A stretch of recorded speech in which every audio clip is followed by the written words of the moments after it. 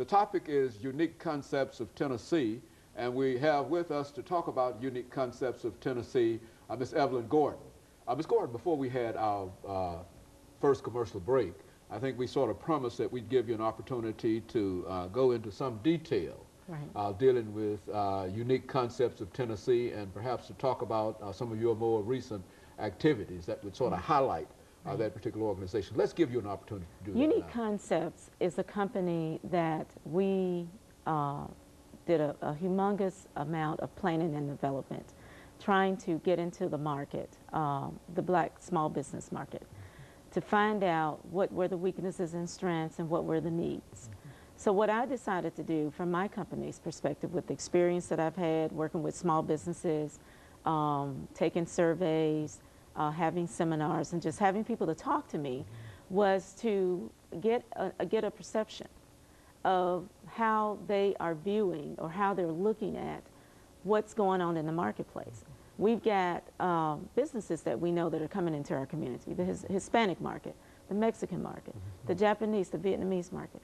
They're doing some positive things.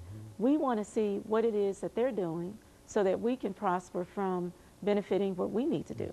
I think that the small business market is diminishing because we have issues that we need to address. My company is bringing to the table, when we do networking events, for example, we believe that you need to teach. Having the standard networking, exchange business cards, I don't think that that's as effective as it needs to be. What we tried to do, we introduced to the market a teaching side of it. We say to you that you have politics that are involved. This is a major entity. This is the reason why some of the things that we're able to do, the procurement processes, government grants and programs that are geared toward the small business market.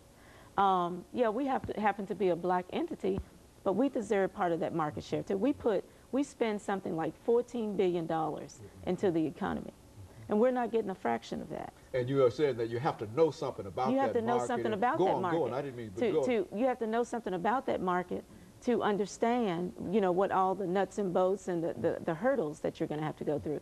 And then we want people to understand that don't go just to the bank because it's your banker and you think that you're going to be able to get these benefits.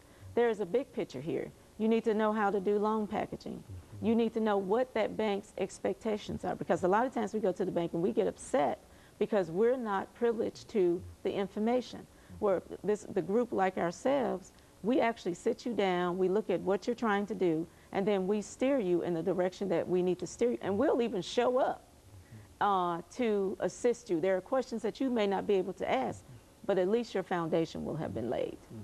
And so in a real sense, I think we know a number of activities that are geared really in a real sense of trying to bring African-American small businesses into the wider market. Right. But what you're saying here, Ms. Gordon, is that you believe that the teaching process, that is, unless these individuals are aware of the existence of these grants and other items that in many instances might be designed specifically, not necessarily because they are black businesses, but primarily because they are small businesses. And so if they don't know anything about that, and they only have an opportunity periodically, once a year, to come out to some kind of conference that will tell them about that, you're saying that there has to be something that bridges the gap between that one. Go on and talk about some of you mentioned some of the weaknesses that you find in terms of African-American business. Some of the weaknesses we find is that the businesses need to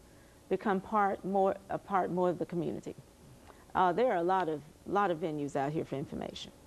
What we're trying to do as a company, we want to open that up. The event that I had on yesterday basically put together a new group of people, totally different businesses.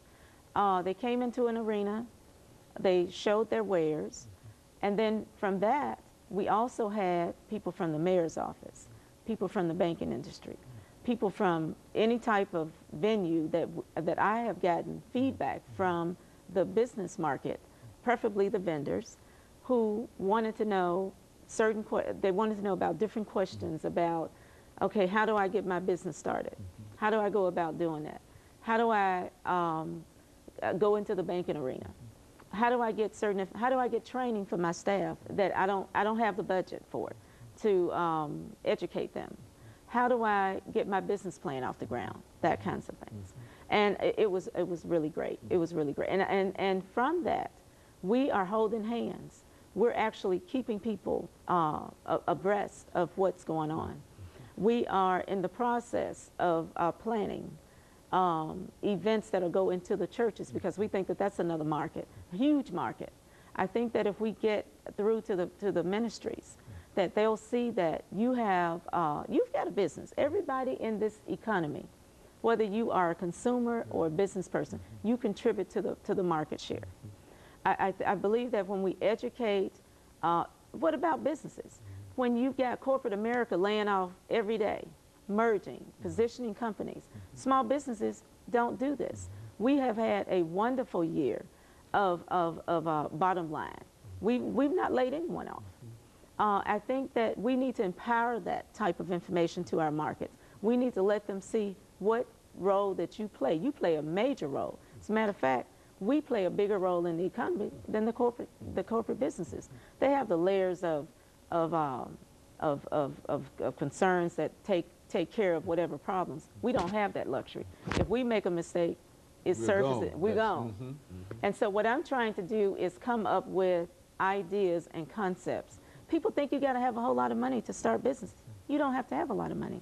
All you have to know is where the resources are. And people like my company, we want to empower businesses that if you need a business license, talk to us. There may be someone who can fund that business license. Don't let certain hurdles prevent you from taking care of what you need to take care of and your dreams. That's what we're about. I myself, I'm now involved with Hands of God's Recovery Ministries.